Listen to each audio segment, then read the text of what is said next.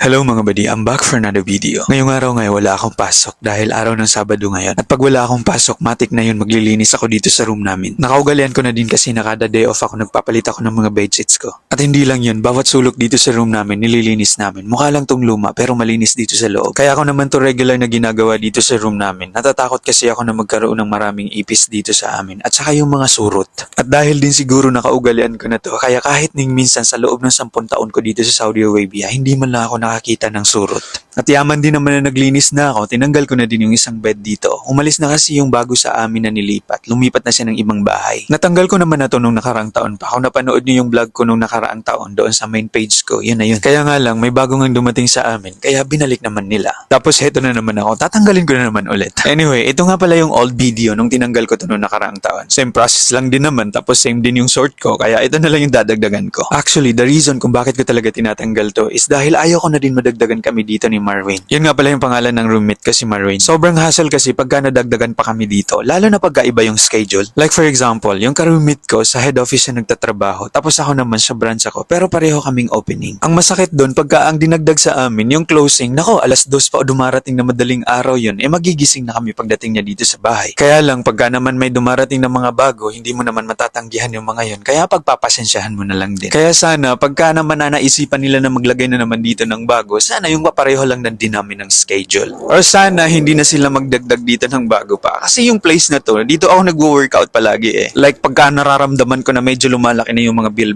ko, dito ako nagpo-push up, dito ako nagsiset up. Kilala niyo naman ako kung gaano ako kalakas kumain. Pero alam niyo din mga buddy na kung gaano ako kalakas kumain, ganun din ako kalakas mag-workout. Uy! Baka hisam yan. Hindi seryoso mga buddy, inaalagaan ko talaga yung sarili ko para doon sa future partner ko. Para pagka pinagtagpo na kami ng panahon, nako, malakas na kami mag-fight. Uy! Sisiguraduhin ko kasi na pagka may partner na ako, malakas ako makipag-wrestling. Uy! Pakahisam yan. Pero kidding aside mga buddy, yun talaga yung nilook forward ko. Pagka nagkaroon ako ng partner, yung hindi siya mahihirapan sa akin kasi healthy ako, tapos malakas akong, di ba alam niyo na yung mga buddy, yung malakas umano. Kaya lagi kong pinaghahandaan yun. Kaya kung sino ka man, kung nanonood ka man sa mga vlogs ko, humanda ka sa akin. Araw-araw tayong maglalaban. Uy! Pakahisam yan. Kaya matapos ng lahat-lahat, syempre, nagsampay na din ako ng labahin. Paano pa ako makakatuyo ng labahin ko ngayon? Naulan talaga. O kung kailan naman ako naglalaba tsaka naman naulan, ah? Wala ka talagang pakisama, no? Paano na ilabahin ko ngayon, ah? O, diba? Ang natuwa lang naman dito yung mga lemongrass namin dito. After nga tumila nung ulan, gumayak na din ako kasi meron pa akong shooting sa My Happy Farm. Di ba ang lakas maka-artista, shooting ko no? Huy! Pero seriously mga buddy, visit nyo kami sa Happy Farm. Every Saturday nandun ako para mag-shoot ng video. So paano ba yun mga buddy? Hanggang dito na lang. See you in the next one. Bye!